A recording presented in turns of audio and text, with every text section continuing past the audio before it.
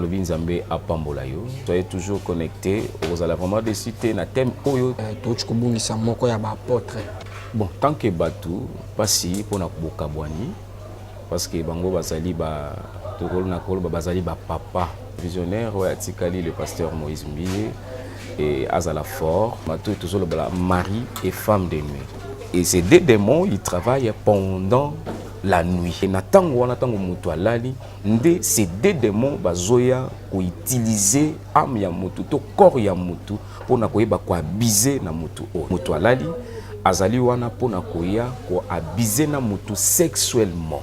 Et il y a des pratiques où bato belé bazo salaka lors des rapports sexuels et eza moko si ya nzela o ezo kotisaka femme de nuit na kata ba vie ya bato. Deuxième des choses, ba membre ya famille tozaka na ba étoile si di sa classe au sali PCV mais esika nyoso kendaka poko kotisa lettre ya demande to ya motivation ozwaka musala te.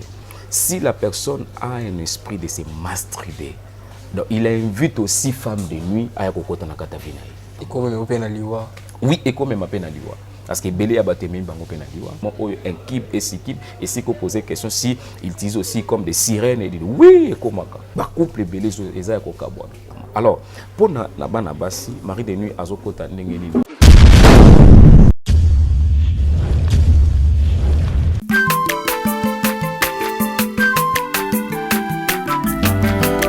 Mwana motote po akosangai abongwa ni pete po awangana Nzambe ya le Nazarien, le Nazarien, le Nazarien, le Nazarien. Bana kitoko koma mokondima atako babakola ki mafuta na musakolima lelo ya yobolingo bateli le Nazarien. Pamboli oye mona na katembeni mama kantelobi kolapye mapapu masope mafuta tokokesitana longo na nzambe oyo babenga na makomi.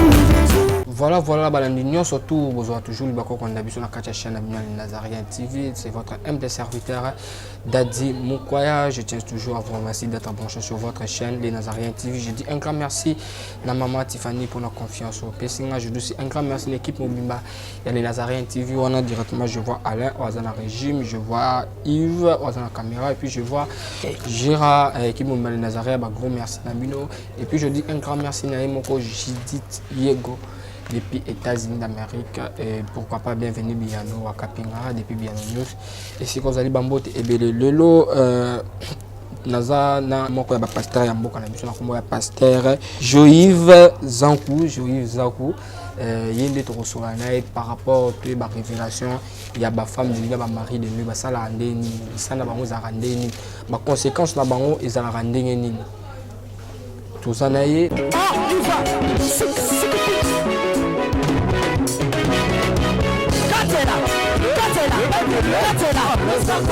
Allez, Katela.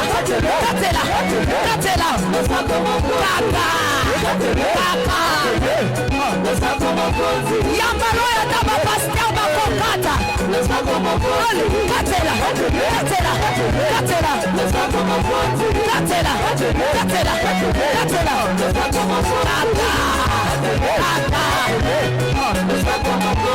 Bina na yo. Yambalo ya taba ministre bakokata.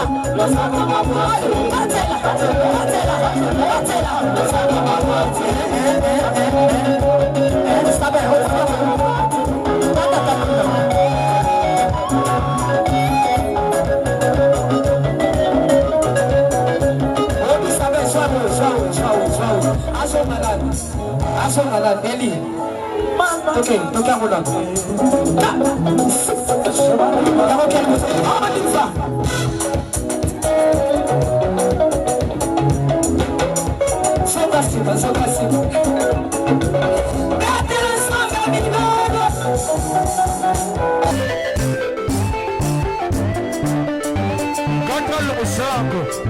Nazokatela Nzambe le sako na sesiko. Nazokatela le sako siko kuna. Nalikina katela Nzambe le sako. Le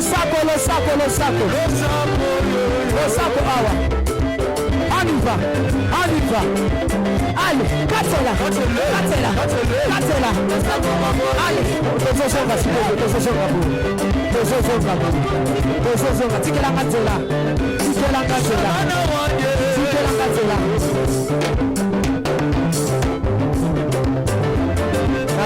s'il vous plaît,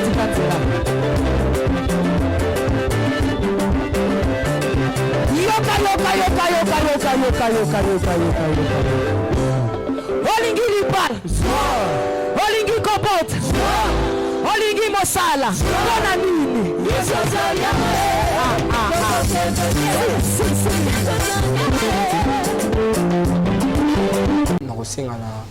Caméraman oza na caméra fond caméra na présenter bino invité na ngai ya mukula lelo. Bonjour l'homme de Dieu. Bonjour papa ngai. Santé ni l'homme de Dieu. Qui m'ezali na ngolo nzambe. Moi présentation par rapport à Ndengo l'équipe permet sur la chaîne de Nazarien TV. Vraiment na sepeli et sengo mingi na sepeli na kei na bino. Je suis le pasteur Joïve Nzaku na zana église Cana des Vainqueurs. C'est moi, Ndé Nazali Kokamba, Onzambati Lokola visionnaire, Ndé Nazo Kamba, église Cana des Vainqueurs, na commune ya Lingwala. Ok, est-ce que moi il est gentil par rapport à tout notre chance à Rolando na quatre chaînes d'émission? Oui, bah nous sommes basés chance à Rolanda biso na esika nyonso to na ngonga nyonso Rolande la biso na lobinzambe apambola yo et kozape biso te to koleka biso penda te, soyez toujours connectés. Vous allez vraiment décider na thème oyo tozali kopesa yo na ngonga oyo otolingi koloba na tina na yo izana bate belé bazo souffrir et bate belé bazo mitungisa mapenza pour na phénomène oyo ya femme et mari de nuit. Nde thème epesa meli biso to décortiquer yango misala na bango ezalaka nini et basala kama kamoni na kati na bato. Ok, merci vraiment l'homme de Dieu. L'homme de Dieu avant tout côté na moi si jeune abisso. Tu es bien que église de réveil bazana day. Oui. Bazana day tu tu kubungisa moko ya ba apôtre mbi o ya cité Bethel au chutika biso. Tant que tu message wana ya apôtre mbi auto tika biso. Et tant que l'homme de Dieu, c'est là qui on dégaine. Bon, tant que batu pasi pour na kuboka bwani parce que bango bazali ba tokolo bazali ba papa o biso to kutikat na musala o basali musala na bango vraiment na ndenge esengeli lelo nzamba sengeli abengaye mais esengo mingi pourquoi parce que akei na kat na bonzambe esengo mingi mutu tanga zo ke na kat na bonzambe mutu soka ke na kat na bonzambe tozolela ya pasité mais tozolela ya esengo oka parce que tozoyeba ete lobi tokokende lisusu komona nzambe ayambaye na kimia nzambe azala na ye biso pe ototikali nde tozobongisa po ke tokende kokutana na ba aussi ba posséder biso na sengi kaka libota mobimba ya cité Bethel balela na kimia tolela na bonzambe tokozala wana biso nyonso pona ko soutenir et borseke ya papa était eleka na kimia. Ok, merci vraiment l'homme de Dieu. Message ni européen par rapport à visionnaire ya cité Bethel o atikali Moïse Mbi et puis message ni européen na bana cité Bethel. Oui, message na kopesa na visionnaire o atikali le pasteur Moïse Mbi et azala fort eza nzela o ya yebi mutu nyonso azana na parcours na ye pe suka sengeli mutu atika mokili oyo akende ayeba ke atika li susu na charge susu makasi mais oui malgré azwaki déjà musala mais papa zalaki wana susu pembeni mais papa siku akei mais ayeba atika li susu na charge susu makasi yete mutu azokamba mais nzambe nde mutu akambaka donc ça dit nzambe nde mutu akopesa makasi po ke apesa susu mayele na kati na ye ayeba li susu ko kamba musala nzambe na ndenge kaka zokambela yango lisusu pona bana ya nzambe ya cité Bethel nyonso et papa oyo azalaki lokola le visionnaire ya makambo nyonso ye wana kei bayeba kotosana oyo atikali ye atikali lokola papa na bango na makambo nyonso bayeba kotosa ye kino ye akomema bango na nzela oyo nzambe azomemela bango. Ok, merci vraiment l'homme de Dieu. Quand est-ce qu'on a moi si je n'ai pas trop bien il y a mari de nuit, la femme de nuit. Oui. Ok, l'homme de Dieu, mon tunnel vous ses alliés. Au quoi différencier entre femme de nuit et mari de nuit. Différence c'est entre bango. Oui, différence c'est alliés parce que quand on parle déjà toujours quand on toujours le mari et femme de nuit.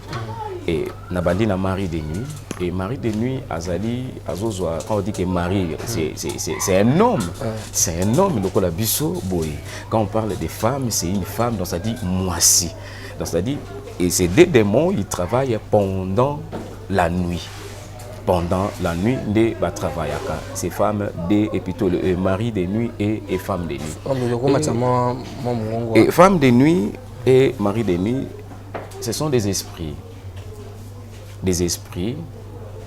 oyo etambolaka pendant butu pona kotungisa milimo ya bana na Nzambe et mosusu pe ezali moto normal boye lokola ngai na yo il se déguise en esprit ya femme et mari de nuit et pour que ayeba kotungisa bomo ya bana na Nzambe ça dit femme et mari de nuit ce sont des deux démons qui travaillent pendant la nuit.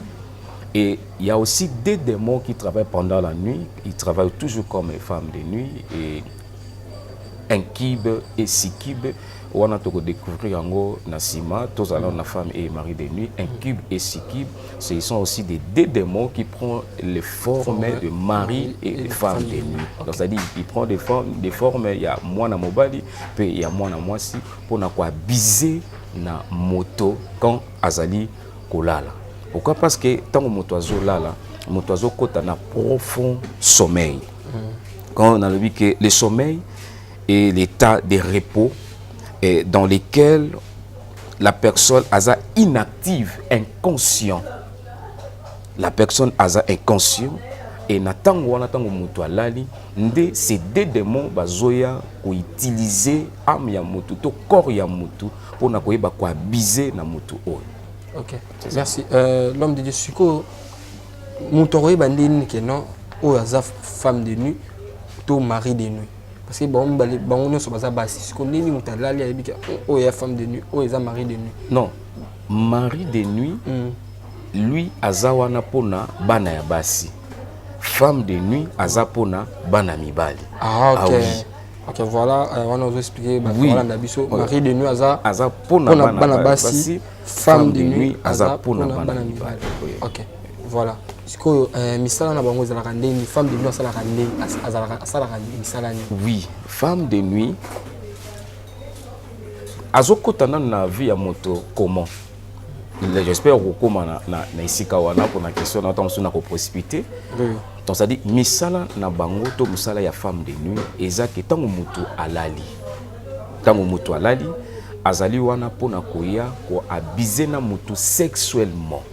Donc c'est-à-dire ndenge to sala physiquement na moto azana partenaire na ye et de même aussi que femme de nuit na tango mwana mobali alali et femme de nuit azoya likolo ya mwana mobali pour que abuser na ye sexuellement pendant sommeil ya mwana mobali. Et quand azako abuser na mwana mobali pendant sommeil na ye, il y a des réactions. Si l'homme est sensible, il va remarquer tout ça. Il y a beaucoup de personnes qui sont lokola ndoto de tiazolota ndoto tango makambo ezo salama pendant la nuit azomona ngo lokola ndoto. Oh, ce sont des choses réelles ou ezo salama pendant la nuit. Est-ce que muto akapara femme de nuit ndeni? Oui, muto azokuta na femme de nuit eza na ba façon ebele o que muto azokuta na ba femme de nuit. La première des choses, na lobby femme de nuit azokota na kat na nzoto na moto quand la personne a un manque à prière. Oui, manque à prière. Pourquoi? Parce que la prière est pesaka moto komaka moto. Quand moto aza na moto ya prière, okomona ete mpito batumabe bakoya te ko simba ina nzoto. Première des choses. Et mari de nuit, to femme de nuit, azokota na kata vie ya moto. La femme de nuit. Oui, na femme de nuit. Donc femme de nuit azokota na vie ya moto. Tant moto azana manque à prière. Manque à prière, première des choses na kata vie ya moto. Et ça que l'esprit nyonso ya mabe koki koya ko atteindre yo. Pourquoi? Parce que prière est atteinte. Deuxième des choses, femme de nuit azokota na kata na vie ya moto. Et si moto ye moko afongole lié porte. Et il y a des pratiques oyo batebele bazosalaka lors de rapport sexuel et eza moko si ya nzela o ezokotisaka femme de nuit na kata ba vie ya bato. et moto mosusu na motema mabe na ye membre akozala membre ya famille to moto ya quartier to mwana mwasi moko lekaka na ye liboso soki mwana mwasi olekaki na ye par exemple ozalaki na kati na bolingo azalaki na semence ya sorcellerie na kati na ye sache-le bien que ndenge olekaki na ye ata esi boboya na ka soki oza moto ya vie de prière te atikala lokola femme de nuit na yo po akotikala lokola femme de nuit na yo à chaque butu akobanda koya koabize na yo ata boboyanaki physiquement. Deuxième des choses bamembre ya famille tozalaka na baétoile ndenge oza boza na étoile na yo oyo esengeli nzambe apesi yo chance na vie esengeli ebriller na mokili lobi ozala peut-être serviteur de Dieu ozala peut-être homme d'affaires moko quelconque.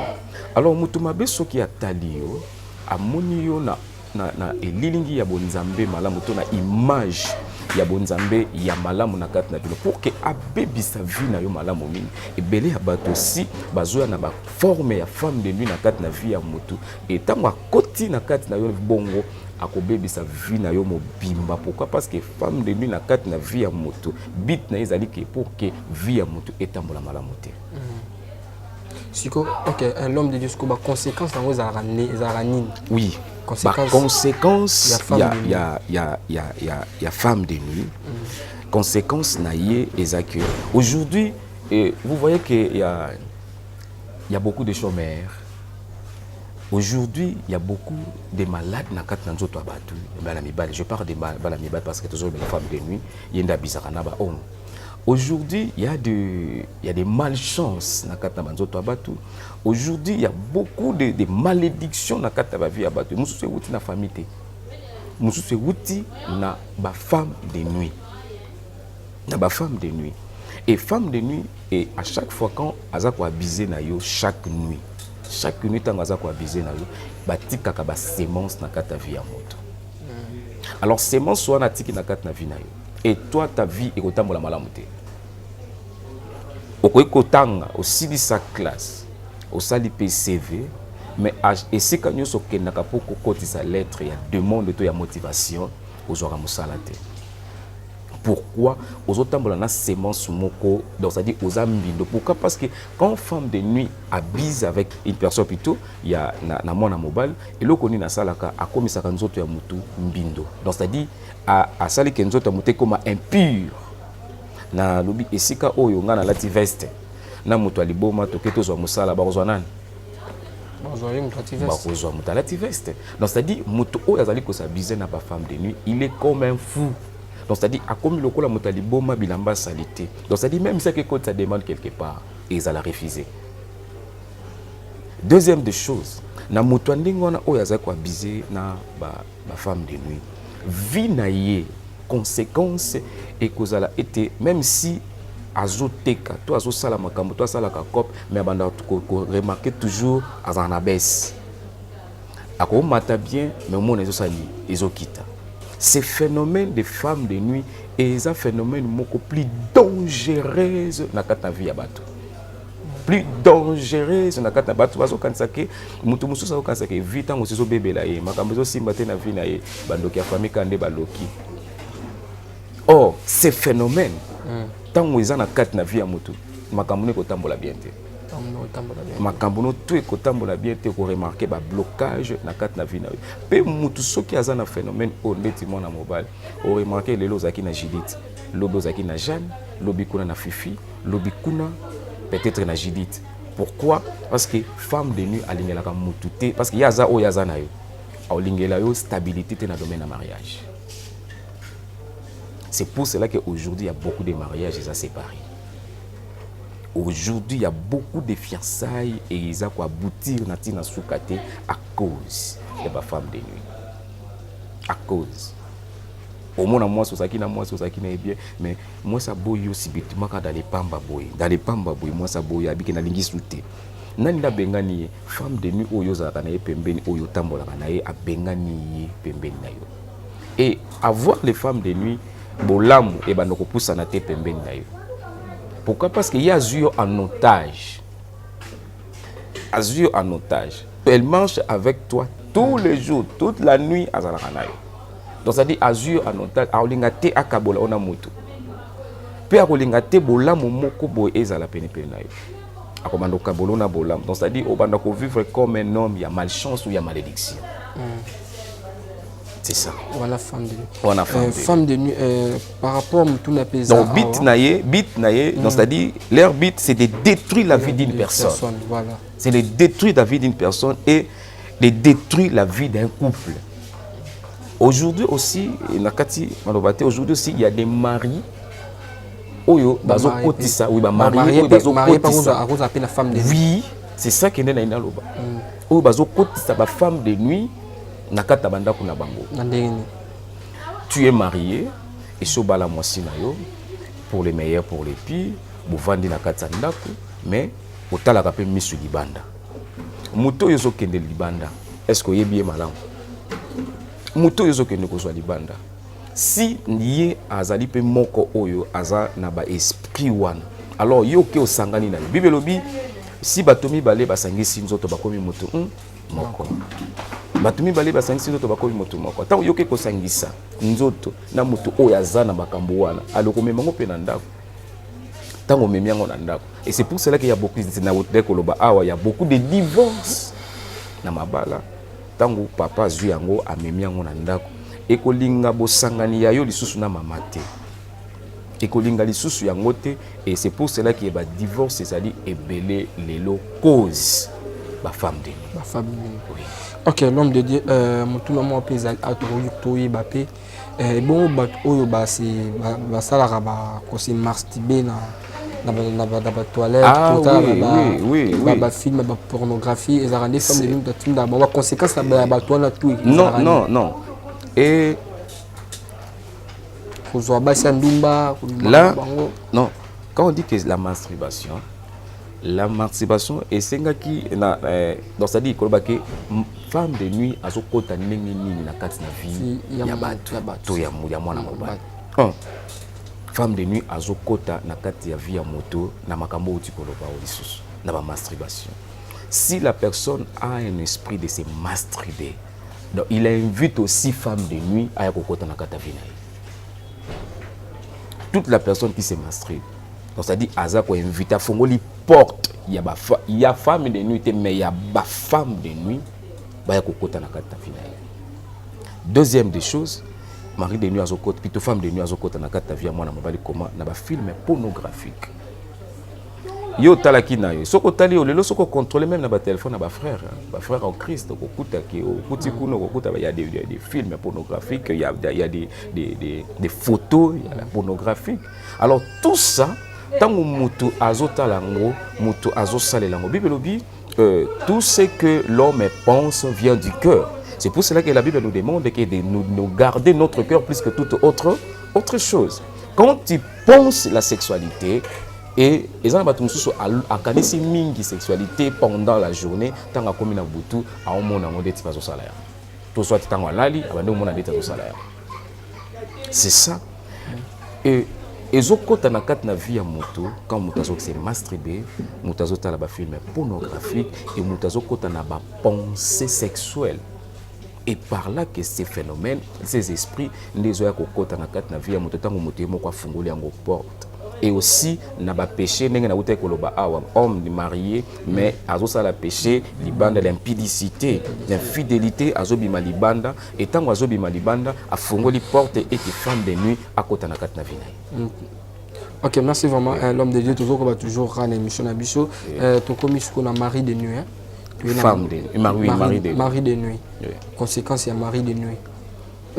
N'est mari de nuit quand on a vie à mon amour. De même, il y a d'autres femmes aussi si c'est mastri. Oui. Oh, bah c'est mastri baka. Et mari de nuit à côté na kata vie na. Na il bosso on a oté kolobake mari de nuit mosusu bazo kota na kata na vie ya moto par mauvais cœur. Par des membres de famille. Mutu moko quartier, mutu moko libanda. Donc c'est-à-dire tellement que amoni yo amoni que ozana moto à prière té aye à côté na kata na vie na yo il a comme abandi ko s'abiser na yo toute la nuit. Pourquoi? Parce que pendant la nuit, plutôt, nous avons na pongi à makas et par là que des phénomènes oyo ezo salam. Alors, pour na bana basi, mari de nuit azokota ndengeni natina na bango. Na olia ba kiti na ba mesa. Ah! atanya ukondoko namona yo nachayo na mwamba na minito na kata pena katikata saki ya fufu. Oui, allô, est-ce que tu bonjour? Boni. Et l'autre côté, et puis qu'il y a mon bureau à travailler tes micros. Donc, dès que tu as un galère à niveau 0. Tout ça là, boy. Moi, il y a un bon vraiment mingité. Mais dans autres la bino, moi, mon kio n'a pas une agence mon boy Nazareta. Sarita qui dit sérieux.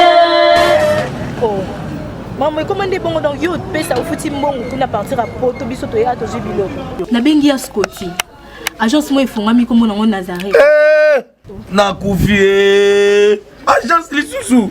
Ndeke sansu mulongo kuna. Pona zela susu. Kuna eza mamba mulongo te. Yesi afuti mbongo kuna partir à Poto biso tozoke ko récupérer biloko oli. Ah tika boyeko. Yiso mona makama bongo na monte. Bat papesi mbongo kuna biloko ko récupérer biloko oli na agence. Ezalaka. Mais yango ibandi. Maman, leki nanga yebisi ngai mena ndimite nalingi namona kimona mbeso po likamba boye na monde na nesalama te.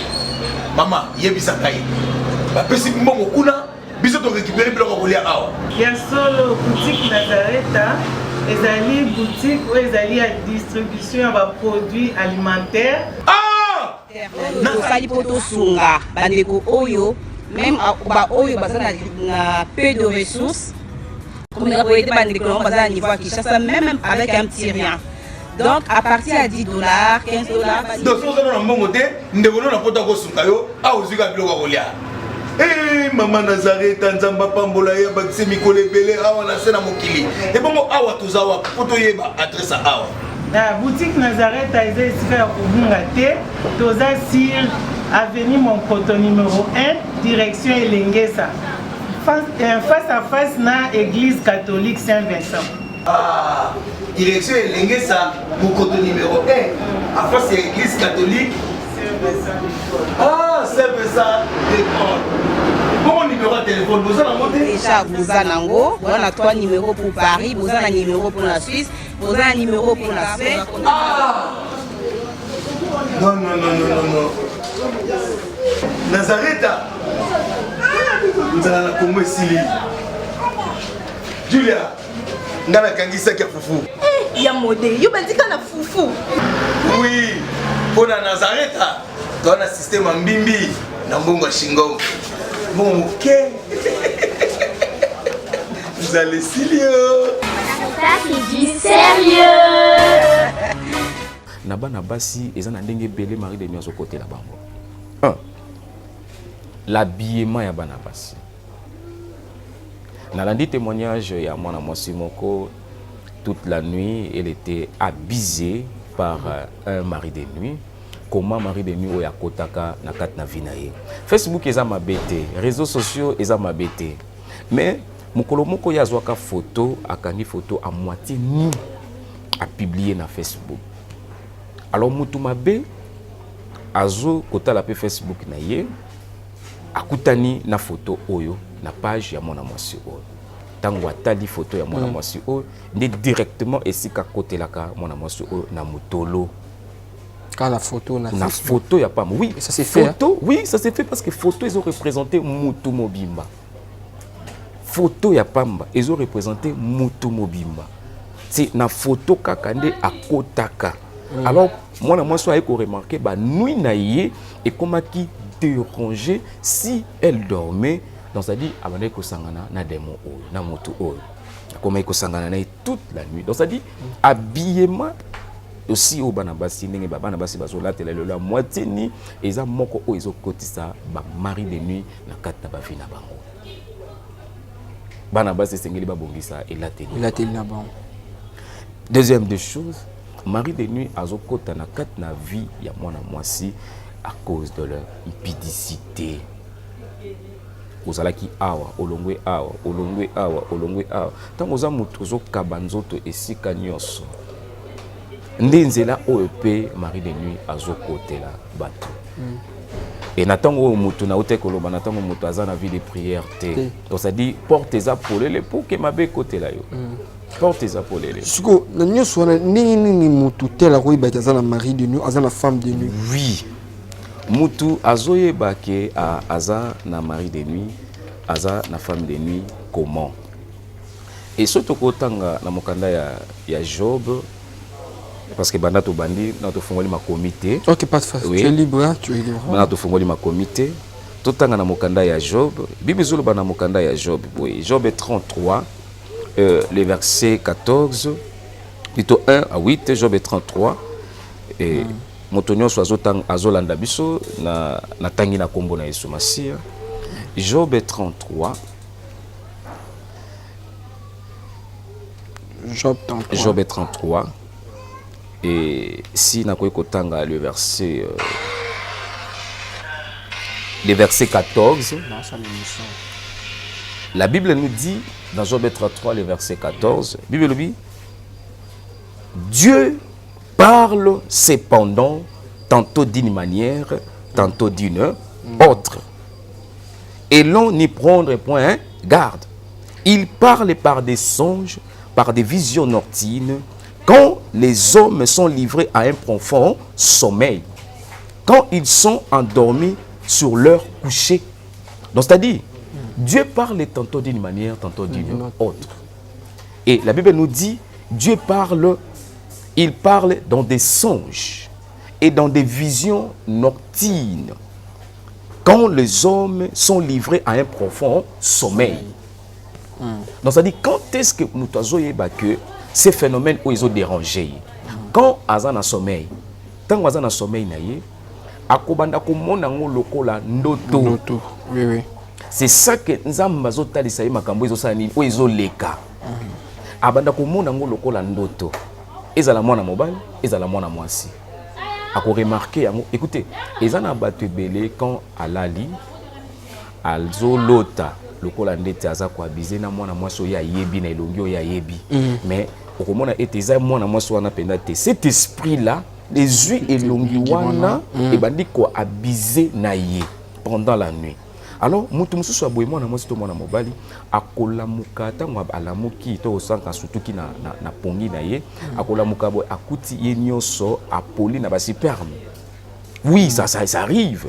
Et comme la kabate belé, c'est pour cela qu'on a lancé aussi la moto nyonso o monaka phénomène ya boye tango lalaka ko hésiter te ko benga. Au numéro, j'espère que na suka ya émission awa ko hésiter te ko benga et senga o sungama na prière. Parce que ce que sungami na prière, tu risques que vie na on na moi au travail na nelo côté. Tout ba couple aux panza na ba divorce partout dans le monde, tout na ba risque. Oui oui. Parce qu'on risque que lobby vous savez qu'il na foyer na bino moko malamu mingi mais foyer et kabwani lobby. Écoutez, ezana na bato belé aussi, né na lobaki ba membre famille aussi, baza pe moko oya ko kabola bato. Na ke na famille moko pour na ko sala prière. Na ndaku wana insert de l'église. Baza na mobali na ye boyokani na kati ndako ezalaka te koswa na tango nyonso bitumba yo kaka babundaka voire même nzokande eza na mama moko mobimba na famille ya mobali alala donc c'est-à-dire akabola bango na mbetu. Ah bon? Donc c'est-à-dire chaque nuit yende mutu abizaka na ndeko mobali donc moi ça sent quand même mobalité. On baso kaye baswana ka chaque jour donc ça dit moi basimba na côté ça donc ça dit cet esprit là ya mama wana mobimba lalela bango na mbetu yende mutu asala ka makambo nyonso et na kena ndako wana tango na bandi kosambela nzamba zo lakisanga na mbetu na moni mama moko aza ya kolala. Alors nzamba lobi esengeli kosala prière na kati na chambre wana mama wana abima soki mama wana bimite omoni ndako oyo bako banda kozala ka toujours nde bavandi na bango mibale bando zaka toujours na désordre tant que bandi prière na sali ba service tanga to sali ba service et ko sala ke mama wana abima na ndako wana na moto lelo to zolo ba awa ndako wana ezonga na kimia mwasi na mobali bazonga na kimia bakoma ko ya prière bango mibale basimba ni bazo ya prière. Donc ça dit ces phénomènes eza ko bebisa ba couple ebele zo kabola ba couple ebele lelo ba couple belé eza ko kabwa o mona papa boti mwana na ya mwasi mais tellement que papa za na ndoki na ye mwana bali akei mais tata zo landaka mwana na ya mwasi tina ndako ne ya libala po akende ko kabola libala ya mwana mwasi po mwana ya mwasi azonga. Donc ça dit akokende kuna kombi lokola mari de nuit ya mwana na ye alors au moins mwana nanda kuna na mobali boyokaniza te mwana komi ko abuser ba caractère moko écoutez na surtout na bana basi eloko soki eza ekoti na mwana mwasi eloko nini sala au moins po ya mwana mwasi o remarquer bana basi muso mona semaine oyo ba bouton ebimi na elongi au moins mwa moko ebungi mwa moko mona même même ba complication ya ba période ya bana basi. Pourquoi? Parce que oza ko abuser to ozo sangisa nzoto na mutu moko oyo azali azo sala ngoma makambo pendant la nuit na ndenge moko esengeli te. Yana bana basi ebele ko mona ki azana ba période na normal ayebi calendrier na normal mais au moins ekoma ko sauter cause ya makambo oyo. Donc mutu nyonso azolanda makambo oyo azozwa ba cause oyo a hésité te ko benga biso. Sengeli to bondela pona tina na bato ndenge wana pour que babika liberté ensemble. Ok, vraiment, l'homme de Dieu, vraiment, tu connais vraiment la souka émission, la mission, tu connais la femme de Luna Marie, tu peux expliquer, tu peux expliquer. Parce que l'homme de Dieu, quelque chose sur qu'ils allaient, bateau tout, azan la femme de nuit, azan la mari de nuit, na foyer na bango et tout. Au cours de ça, bango ni tant que pasteur, so azo maramone zo comme na vie. Et puis, Moutoune sous ses alliés, est-ce qu'il peut Sirène peut azarapé? Oui, c'est ça que Nessi quand on est au coma, le quoi monsieur Zangonga, peut-être tu continuer. Tu continuer ma comme plutôt et c'est quand on est au coma on a deux démons où il y a un cube et 6 cubes. OK. Voilà. Dans l'émission, oui, à la prochaine, tu continues la deuxième partie. La deuxième partie. Et première des choses, la question na kolobake mutu oyo azana na femme de nuit na magné soka ko sungama ndengeni. Ako ko sungama zeleza moko eza prière. Na ba pasteur ya mboka na biso ba escroc ba romi belé. Nzamba sali biloko mibale. S'il y a des faux, il y a aussi des vrais. Mais des faux, bah, on est belé, surtout le pasteur. Mais RDC. Bible lobby, nous avons besoin de baquetoyer, bah, on a mis ça là. Ce que kutani na mutu ndengo wana na mbuma déjà ozoye bake na ndinga zo memela yo longwa pembeni longwa musika kende koluka oyo azaya solo azotamba na kobanga nzambe pour que o abondela na tina na omona loboko nzambe. De ça dit na prière nde nzela moko esengi ke mutu soki azokuta na kata makambo oyo azwa solution na bonzambe. Alors ebele ya batu misusu tango mak phénomène ezolekele na vie ebele ya batu bamiye bakate. Pourquoi diable aussi ayebaka ko aveugler mutu kolongola mutu songe. Oya batu ebele mona zolota lisusu te. Pourquoi? Parce que na Job, la Bible c'est dans profond sommeil que Dieu nous montre des visions, que Dieu nous parle. Donc c'est-à-dire ebele abatu vision ezolongwa bango, songe ezolongwa bango. Donc c'est-à-dire Satan a longola ka yango pour que ayebate makambo ezolekele. Mais ako remarquer ni na kati na vie na ye. Na kati na vie na yo komona ki makambo ezotambola malamu te. Na kati na vie na yo soko za mona mobile komona ki ba cop no soluka ko sala. Il y a rien ne marche makambo ezosimba te. Ozana musala mais musala ngo tantôt plutôt. Ozana soko ozana relation na mwana mwasi bomona relation lelo fo ekabwana ozana relation musu même que na mwana mwasi aussi soko remarquer makambo oyo sengeli koluka prière ba bondela pona tina na yo pour que kimia na nzambe ezana kata vina yo ba marié oyo pe ba kotisa ba femme de nuit na kati na ba foyer na bango to ba femme aussi ba kotisa pe ba mari de nuit na kati na ba foyer na bango esengeli ba luka nzambe parce que ceux qui ba luki nzambe te de risque libala ekabwana les risques. Ok, merci vraiment l'homme Didier.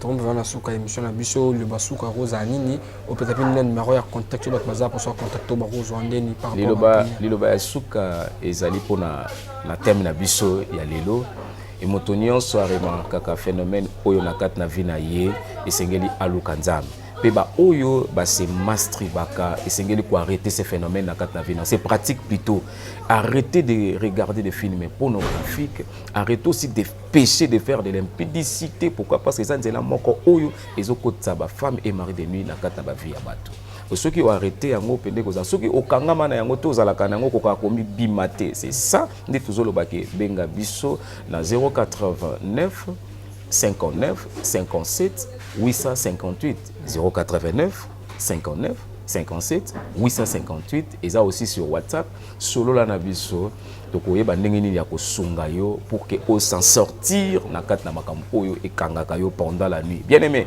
ces phénomènes femmes de nuit, mari de nuit, ils a tellement très dangereux na kat na vie ya moto. Ozo risquer et te vino na sena mol au travail na elo côté pendant mikono na sena. Eko me open na liwa. Oui, eko me mape na liwa parce que belé ya baté même bango pe na liwa et belé ya bato ces phénomènes. Ils ont même appelé bâton là. Pourquoi? Parce que et comme on a tant mon combo et comme il y a kanda pour natina na yo. Pourquoi? Et si mutu par exemple et ko boma onde ngini et yango ezala ka pembeni na yo lokola mwasi na yo mais yo kenda kana basi mususu et ko banda sala ke okufela ka basi. Et ça vaste ces phénomènes. Ce qui tout le bito banda ko lobela ngo awa ta mususu lokola les émissions za kana ngonga. To ko zaela ngo na ba chapitre et belé na uta ko za na séminaire na ngo awa na kat na église. To za ki na ngo ba chapitre par chapitre ti to koma ki na ba des démons oyo inquibe et sikib et si ko poser question si ils utilisent aussi comme des sirènes et dit oui komaka. Et ça monene makasi mingi. C'est pour cela que un enfant dédié et sengeli a contrôler ka butu na ye. Un enfant dédié sengel azala mutu ya mabondeli pour que babiloko oyo esimbate et même aussi na kufa soit ko bando ko bomelo batu za na bango pemelo ko ba partenaire petit suka suki ozo yokate pour que akende na yo bien pour que ndoko vivre na ye pe nzamba la momingi na sika na ye abomi alongolo na mokili pour que vivre na ye.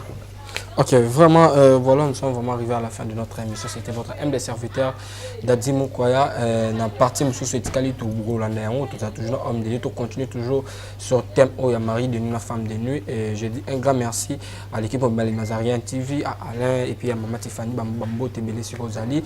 Et je dis aussi un grand merci à Naïmoro, bienvenue, Bian Wakapinga. Et pourquoi pas les managers Fabien sur Rosalie, Bambo Tebele, Base Mobile Impérial, la Maroc, Bambo Tebele, l'homme de l'éthique, Nasuka, moi. Prière moi par rapport à bateau tout basu chance et puis par rapport à bateau bon Sibir bon passer une épreuve la femme de nuit mari de nuit moi prière non que oui to bondela natina ba nyonso oza wana ke okutana na kata makambo to za na kata makambo pe o se mastri baka oza na phénomène moko etambola comme na nzoto koka ko s'en sortir nango te na linga bondela pona tina na yo kanga misune sikozali Éternel Dieu d'Israël, Zambé Anguyana Kembo Nyonso, na bondeli na moto nyonso azolanda ngai. Zambé abomo oyo azokutana na phénomène oyo. Et ta parole est puissante, tika ete liloba na yo ya ngonga oyo ekende ko simba moto moko azotungisama na problème oyo zambalo oyo elinge kabola libala ya moto moko elinge benga na fiancé ya moto moko tika ete phénomène elonga na kat na vie na ye na kombo na Yesu Masia tozolonga na kombo moko ya yo le nom de Jésus-Christ de Nazareth na kotisi yango na kat ya vie ya moto moko oyo azotungisama na likambo oyo tika ete kombo eza puissant elongola phénomène na kat na vie na ye pe ba nyonso balandi biso zambalo lo bazana ba problème tika ete opesa bango solution na kombo na Yesu Masia tobondeli tolobi amen. Amen. Oui, bye bye, à la prochaine.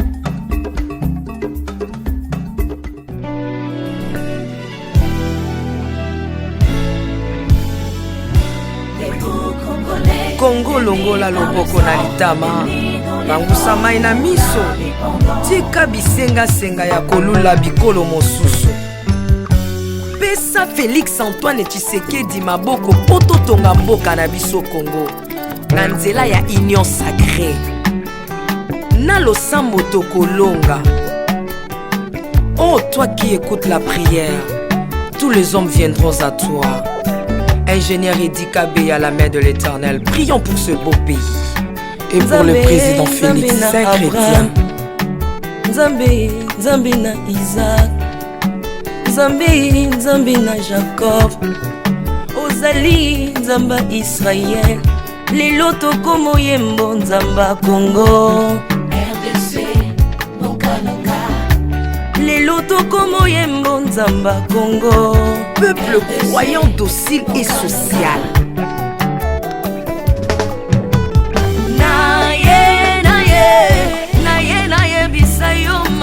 Salina bokondia mboka nanga Congo, Congo. Selon Luc 1,52. Tu as renversé les puissants de l'air trône, mais tu as élevé un homme au Congo. L'incarnation de l'espoir de tout un peuple. Salomon de notre temps. La sagesse mieux faut que le bruit des arbres. Peuple congolais, Koumanakana, les lots ont imposé, biso masuwa ya Noa, bato balingi Congo, bakota na kati, pour mon pepa délige, comme mon bêta, libanda. Na kati ya arche de Noé, lion azalaka na peti ya kolia ntabati, po bolingo ekangaki ye libumu. Bolingo ya mboka epesaka place na banguna te. Pasteur Ami Daniel, ça c'est la sagesse. Nzambe, Nzambe na Kimbang, le prophète de l'Éternel en Afrique. Nzambe na Bantoma, apôtre Léopold Moutouba. Nzambe, Nzambe ya Barwa, la prophétesse Liliane Esther Tayo. Le roi de roi, Yondo zalaki na David, Yondo zalaki na Salomo, lelo tokomo mono Kajafati. RDC, Okanaka. Lelo tokomo mono Kajafati. RDC, Okanaka. Mboka soki ekambami na bana mboka ya solo oyo balingi mboka ekole komaka terre promise. Pasteur Koutino, Mamébi Koutino, Accent Mongo Baba. Na yo na mboka ya Congo, lelo o imposé biso masuwa ya Noa, bato balingi Congo, bakota na kati, pour mon pepa délige comme mon bêta. L'Afrique a la forme d'un revolver dont la gâchette se trouve au Congo. Mwambi wa Nzambi, Alpha Lukau, Lomba Bwadji Tungaje. Maman Denise Nyakero Tshisekedi, Consissi pour papa. Acte 24, verset 3, Code Mboka Nangai. Yango nazo bondela yo, batela mokonza mboka nanga, Félix Tshisekedi Tshilombo. Mwambi Jean Oscar Kiziami na Kibila. Kupeka tuyabe na Egypto, batika bayi baswani Congo Afrika mukanana to. Mwambi wa Nzambi Marie-Josée Ifoka. Lelo Congo ezwi mokonzi, oya lingi yo Nzambe, balingi mboka nanga. Yesu Masia tokozongisela yo nini pona bolingo na yo na mboka ya Congo opesi biso ya malonga. Basali na yo bapakoli ye mafuta, dengo pakolaki bakonzi mafuta, dengo pakoli pe mokonza mboka na ngai. 32 plus 18 epesi 50, nano asali 50 atandeli. Yesu na Congo, Congo ekobonga kaka. Mwambi Roland Dalo, Mwelamani. Mwambi William Tindwa Kapanda. Jacques Kangudia, Congo eza Mwambi wa Nzambi. Este ya Congo eza eteni moko ya nzoto ya Congo. Pasi na bino eza pasi ya Congo moko. Ekibela na biso nyonso na Congo eza kaka Yesu. Mwambi Jedeo Lumana, Mwambi Marcelo Tunasi Mwenamani, Mwambi François Moutombo, voici l'homme Mwenamani. Pona Bokondi Congo Afrique Union Africa yaka to célébrer. Okoki kozala na tendance na yo. Kasi oyo ezali likambo ya mabele. Célébrer.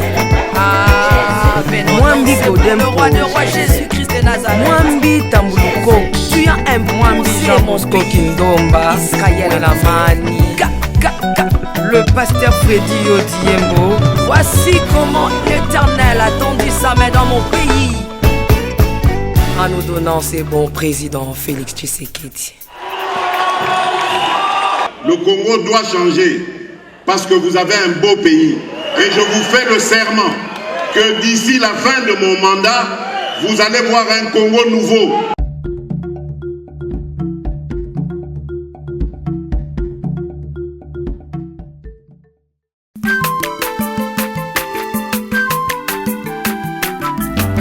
Aza mwana moto te po akosa ngai, abongwani pe te po awangana. Nzambe ya le Nazarien, le Nazarien, le Nazarien, le Nazarien.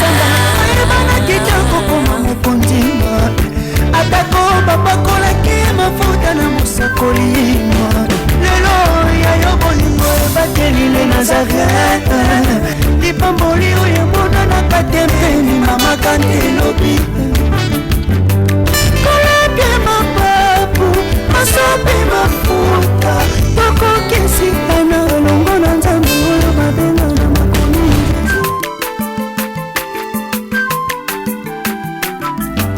aza mwana moto te po akosa ngai, abongwani pe te po awangana.